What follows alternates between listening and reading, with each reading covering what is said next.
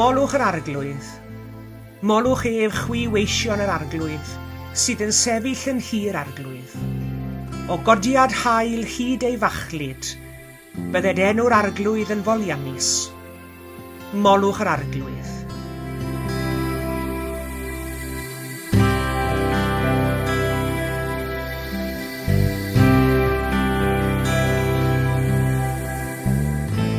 Bore da iawn i chi gyd, a chroeso cynnes iawn i chi roedfa. Mae'n hyfryd i gael eich cwmni chi heddi eto. Diolch yn fawr iawn i chi gyd am ymuno ni. Gadewch i ni uno i ganu'r emyn cynta o waith Elfed, Arglwydd Iesu, disg i'm gerdded trwy y byd yn ôl dy drot. Croeso i chi gyd.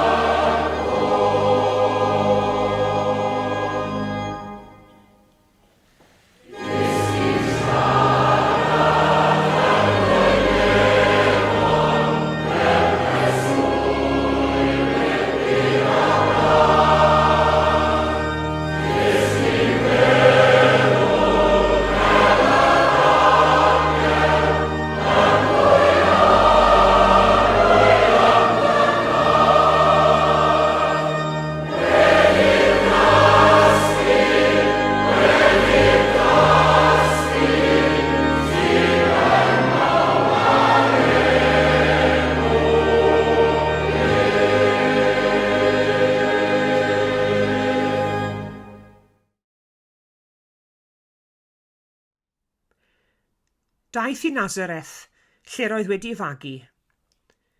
Yn ôl i arfer aeth i'r synagog ar ddydd y Saboth, a chododd i ddarllen. Rhoddwyd iddo lyfr y proffwyd Eseia, ac agorodd y sgrôl a chael y man lle roedd yn ysgrifenedig, y mae ysbryd yr arglwydd arnaf, oherwydd iddo fe neinio i bregethu'r newydd daid lodion. Y mae wedi fanfon i gyhoeddi rhyddhad i garcharorion, ac adferiad golwg i ddeillion, i beri'r gorffrymedi gerdded yn rhydd, i gyhoeddi blwyddyn ffafr yr arglwydd. Wedi cael sgrôl a rhoi nôl i'r swyddog, fe eisteddodd, ac yr oedd llygaid pawb yn y synagog yn syllu arno. A'i eiriau cyntaf wrthynt oedd, heddiw yn eich cliw chi, y mae'r ysgrythu'r hon wedi chyflawni. Yr oedd pawb yn ei gymerodwyo ac yn rhyfeddu at y geiriau grasusol oedd yn dod o'i enau gan ddweud, onid mab Joseph yw hwn.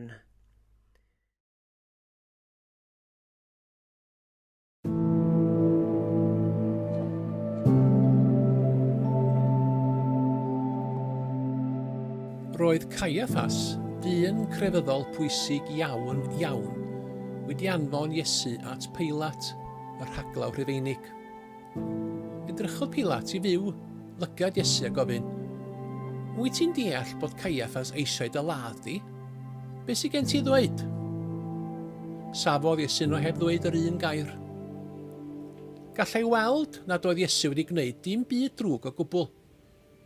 Gwyddai bod y bobl bwysig a chrefyddol eisiau iddo farw. Doedd o ddim yn gwybod beth i'w wneud. Penderfynodd gofyn i'r dyrfa oedd yn sefyll y tu allan i'w balas beth o ddylai wneud â Iesu. Yn ystod y Pasg, roedd un carcharor yn cael ei adael yn rhydd. Pwy da chi eisiau i mi ei ryddhau i chi? Barabas neu Iesu? Dyma'r dorf yn gweiddi, Barabas! Barabas! Ond be wna i efo Iesu? Edda Pilat. Dyma'r dorf yn gweiddi, Croes hoeliwch o! Croes hoeliwch o! Ond pam? Byddai Pilat. Dio ddim wedi gwneud dim byd drwg o gwbl. Gweiddodd y dorf yn uwch eto, Croes hoeliwch o! Croes hoeliwch o! Dyma Pilat yn ysgwyd i ben yn drist, a golchodd i Dwylo mewn dŵr gan ddweud, dydw i ddim yn gyfrifol am farwolaeth Iesu. Chi sy'n gyfrifol. Gorchmynnodd Pilat i'w filwyr fynd â Iesu i'w groes hoelio, a chafodd Barabas y dyn drwg iawn ei ollwng yn rhydd. Cymerodd y milwyr ddillad Iesu oddi arno a'i wisgo mewn gwisg coch, ac hefyd rhoi coron o ddrain cas am ei ben. Yna, eithant â fo i'w groes hoelio.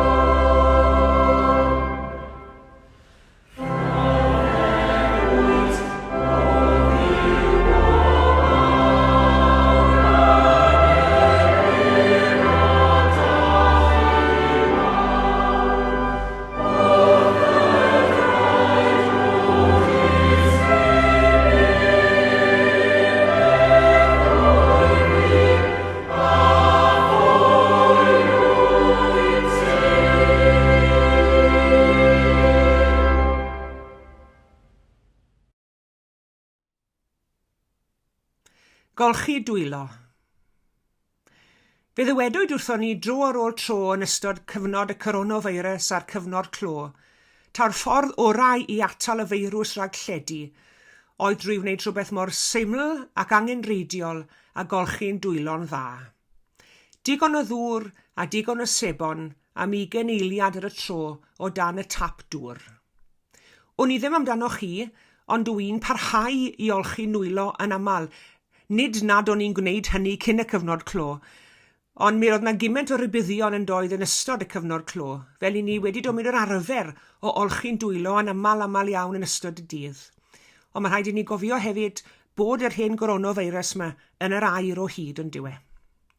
Ond yr hyn sy'n eironig yw tra bod cyfrifoldeb am olchi'n dwylo'n angenreidiol mwyn ceisio atal unrhyw haint rhag lledu. Mae'r term golchi dwylo hefyd yn idiom a byddwn ni'n ei ddefnyddio i ddisgrifio person sy'n pellhau oddi wrth gyfrifoldeb arbennig. Os yw rhywun yn peidio chymru cyfrifoldeb mwyach, byddwn ni'n dweud i fod neu hi yn golchi dwylo ohono. Ac mae yna ddigon o ngreifftiau yn y byd o bobl sy'n golchi dwylo o gyfrifoldebau o bob math. Fe gofiwn ni am un hanes yn arbennig yn y Testament Newydd, am olchi dwylo. Peilat oedd enw'r person a olchodd i ddwylo, golchi dwylo o'i gyfrifoldeb. Ar ôl 2 blynedd a hanner o bregethu, oedd Iesu'n gwybod bod ei amser yr ddaear yn dirwyn i ben. Ar un noson ola, ddaeth Iesu a'i ddisgyblion at ei gilydd i ddathlu gwyl y Pasg. Ar ôl anfon Judas i ffwrdd, fe sefydlodd Iesu ddathliad newydd, sef Swper yr Arglwydd. Oedd gan Iesu lawer i'w ddweud wrth ei ddisgyblion y noson honno. Fe rhoddodd ei orchymyn newydd iddyn nhw i garu gilydd. Oedd pethau ofnadw ar fi'n digwydd, ond fe ddwedodd Iesu wrthyn nhw am beidio o ffryderi. Fe weddiodd yn daer drostynt, yna ar ôl canu salmau, eithon nhw allan i dywyllwch y nos. Yng ngardd Getsemane, penliniodd Iesu a gweddiodd o waelod i galon. Cyn bo hir cyrhaeddodd criw o filwyr, o ffeiriaid ac eraill i'w arestio. Dangosodd Judas i'r milwyr pwy oedd Iesu drwy fynd ato a'i gysanu. Ac wrth i'r milwyr rwymo Iesu, rhedodd y disgyblion i ffwrdd. O flaen uchel lys yr Iddewon, fe wnaeth Iesu ddatgan mai oedd mab Duw. Barnodd y llys i fod yn euog o gabledd ac yn heiddi marwolaeth. Llusgwyd Iesu ger bron y llywodraethwr Rufeinig Pontius Pilat. Nad oedd Pilat yn meddwl bod Iesu'n euog, rhoddwyd Iesu yn nwylo'r dorf a oedd yn gweiddi am ei waed. Yna, fe ath Pilat ati i gyflawni'r weithred symbolaidd o olchi ddwylo flaen y dyrfa, gan ddweud nad oedd yn euog o waed Iesu. Golchi ddwylo o'r cyfrifoldeb yn llwyr nath e. Ac onid ydyn ni yr un mor euog o bryd i'w gilydd hefyd, o olchi'n dwylo o'n cyfrifoldebau a throsglwyddo'r cyfrifoldeb i bobl eraill. Mae hanes Pilat yn golchi ddwylo yn cyfeirio fy meddwl i ar unwaith at y ffenest liw arbennig hon a osodwyd yn fy mam eglwys, Hebron yng Nghlydach yng Nghwm Tawe, cof am y diweddar barchedig Gareth Thomas, gweinidog ffyddlon a ffrind a ni gyd. Mae'r ffenest bellach wedi hadleoli yng Nghapel y Nant Clydach, wedi i eglwys unedig newydd gael ei hagor yno rai blynyddoedd yn ôl. Lluniwyd y ffenest ar bregaeth gan y parchedig Gareth Thomas yn seiliedig ar yr adnod o fengi lyc, y mae ysbryd yr arglwydd arnaf, am iddo feneinio i bregethu newyddion da i'r tlodion, i ryddhau carcharorion, ac i gyhoeddi blwyddyn ffabr yr arglwydd. Ac yn y ffenest hon, ni'n gweld cynrychiolaeth o 4 cylch o bobl mae'r byd wedi bod yn euog olchi dwylo honyn nhw. Yr Iddewon, y bobl ddion, yr Indiaid cochion a Chymru ar iaith Gymraeg. A fel welwch chi yn y llun, mae yna blentyn yma yn gwisgo'r Welsh Not. Mae'r 4 cynrychiolydd yn cael eu portreadu yn y ffenest o fewn cadwyn, yn arwydd o gaethiwed. Ond fe welir hefyd y groes yn torri trwy'r gadwyn ac yn rhyddhau'r bobl. Ie, tra bod rhai yn golchi dwylo o'i cyfrifoldebau, i ni Gristnogion yn cael ein galw i ysgwyddo'r cyfrifoldebau, o ochri gyda'r gwan ac o ochri gyda'r diamddiffyn. Fe gawn ni'n galw gan Grist heddi i weld o'r newid yr angen sydd o'n hamgylch ni. Cawn ni'n galw i rhoi o'n gorau i gynnal ac i gynorthwyo yn gilydd yn ymarferol ac yn weddigar. Na nid amser i olchi'n dwylo o'n cyfrifoldebau yw'r dyddiau hyn. Mae heddi'n ddyddiad ferchog i weld Iesu, ac o weld Iesu, gweld drwyddo ef yr angen sydd ym mhobol eraill, ac ymateb i'r angen hwnnw yn enw Iesu Grist. Amen.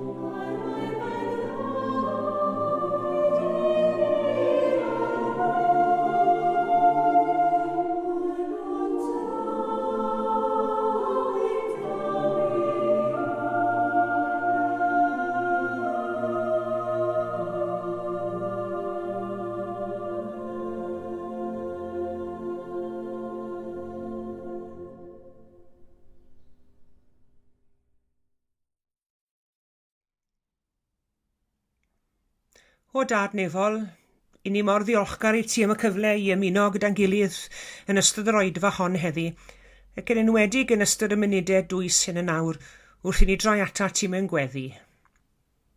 Ni'n diolch i ti arglwydd yn dyfawredd, mae Duw wyt ti sydd yn barod iawn i wrando ar ein gweddiau ni.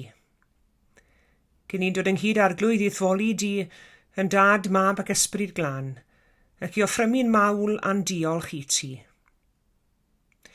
Diolch i ti arglwydd am dofal honno ni'n ystod yr wythnos aeth heibio.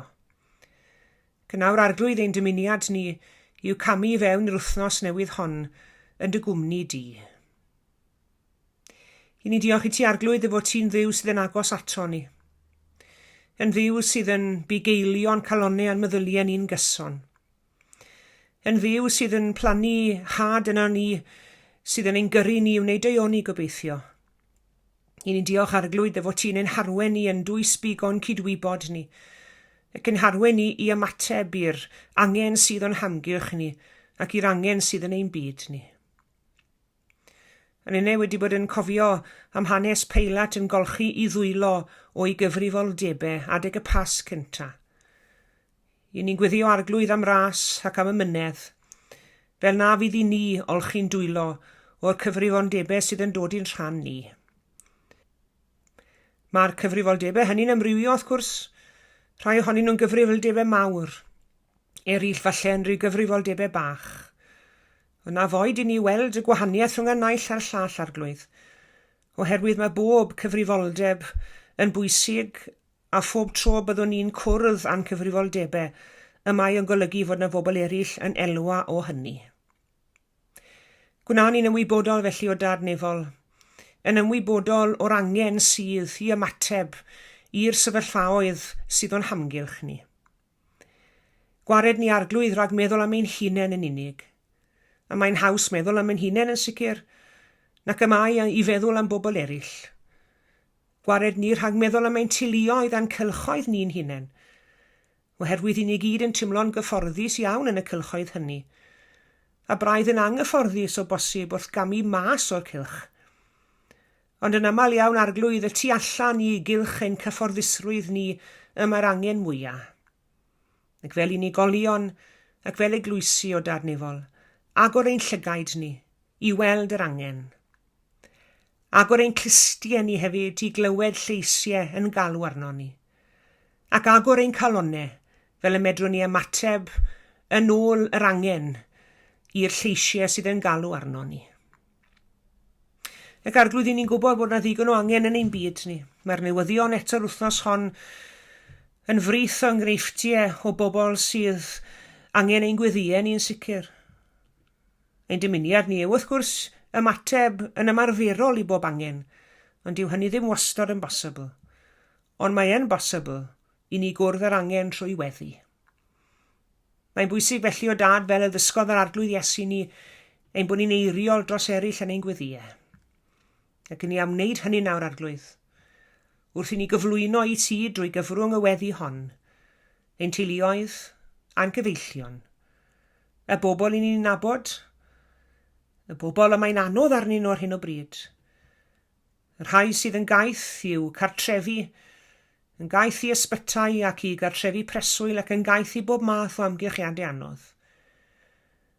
Ond helpa ni hefyd arglwydd i gofio am yr rhai nad yw i henwau'n hysbys i ni, nad yw i hamgylchiadau chwaith yn hysbys i ni. Ond eto ni'n tymlo cyfrifoldeb tuag atyn nhw, oherwydd ein bod ni drwy Iesu yn frodyr ac yn chwiorydd iddyn nhw, yn rhan o deulu'r ddynoliaeth. Felly arglwydd, i ni'n cofio am bawb sydd heddi yn ewynu ac yn sychedu nid yn unig am fwyd a diod, ond sydd yn ewynu ac yn sychedu am gyfiawnder. Gyn union fel y bu Iesu Grist estyn allan, ac estyn allan at y bobl hynny yr oedd y gymdeithas wedi hesgymuno ac wedi torri mas, am ba reswm bynnag yn ystod I gyfnod e. Helpa ni arglwydd I fod yn rhai sydd â breichiau agored, yn barod I groesawu pawb, pwy bynnag I nhw, beth bynnag yw eu hamgylchiadau sefyllfaoedd, beth bynnag yw eu cefndir, y mae'r angen yr un mor fawr I bob yr un ohonyn nhw o dad. A hwnnw yn y pen draw yw'r angen am bobl i'w caru nhw, oherwydd y cariad hwnnw drwyddo ti arglwydd sydd yn ein gyrru ni I ymateb I anghenion eraill. Ac felly arglwydd gyda rhyw feddyliau fel na yr ydyn ni'n camu fewn i'r wythnos newydd hon. Canweddio byddi di o dad yn ein harwen i'n ddiogel drwy'r wythnos, a byddi di yn ein bendithio ni am breintio ni at y bresenoldeb di drwy'r amser, ble bynnag byddwn ni a beth bynnag y byddwn ni'n neud. Arwain ni arglwydd at lan ysbryd, a doed air atom ym mhob lle hefyd. Dylan wada arnom bob amser trwy dy lan ysbryd. A helpa ni arglwydd yng nghanol ein prysurdeb, I oedi o bryd i'w gilydd yn ystod yr wythnos newydd hon, ac I sefydlu'n meddwl am bryd arna ti. Clywai'n gweddi felly o dadnefol, a madda I ni hefyd bob bai a phechod yn derbyn. I ni'n dymuno gofyn hyn yn enw ac yn heiddiant, ein harglwydd a'n gwaredwr Iesu Grist. Yn dysgodd ni wrth weddio fel I ddisgyblion gynt I ddweud, ein tad yr hwnnwyt yn y nefoedd, sancteiddiau'r dy enw, deled y deyrnas, gwneler dy ewyllus, megis yn y ne felly ar y ddeiar hefyd. Dyro i ni heddiw ein bara beunyddiol, a madda i ni ein dyledion, fel y myddeiwn innau i'n dyledwyr, ac nac arwain ni brofedigaeth, eithir gwared ni'r rhag drwg. Canis eiddo ti yw'r deyrnas, a'r nerth, a'r gogoniant, yn oes oesoedd. Amen.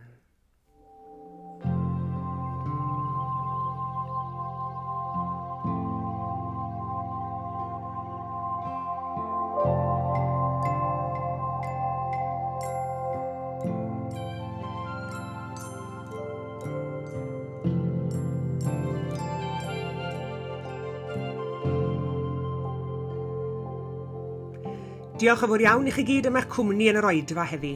Tan y sul nesaf, cadwch yn ddiogel ac yn iach, a gras ein harglwydd Iesu Grist a chariad Duw, a chymdeithas yr ysbryd glân, a fyddo gyda ni oll. Amen.